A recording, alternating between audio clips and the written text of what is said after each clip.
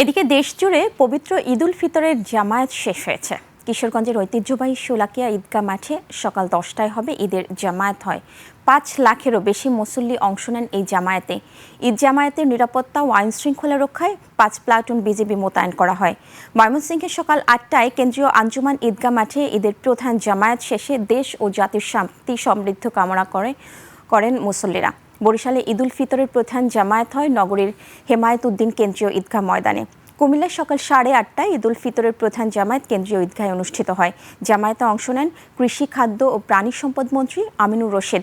রংপুরে পবিত্র ঈদুল ফিতরের প্রধান জামায়াত রংপুর মডেল মসজিদে অনুষ্ঠিত হয়। চট্টগ্রামের মিরসরাইয়ে ঈদুল ফিতরের প্রধান জামায়াত সকাল 8টায় ঠাকুরদিঘি গরিবুল্লাহ শাহ কেন্দ্রীয় ঈদগাহ ময়দানে অনুষ্ঠিত হয়। ঈদের নামাজে অংশগ্রহণ করেন 21 টেলিভিশন পরিচালক ব্যারিস্টার সানজিদ আফফান। এছাড়া মাগুরা, চুয়াডাঙ্গা, খাগড়াছড়ি, সিরাজগঞ্জ, গাজীপুর, মাদারীপুরের কালকিনি, মৌলভীবাজার, নাটোর, নেত্রকোনা সহ সারা দেশে অনুষ্ঠিত হয়েছে ঈদের জামায়াত।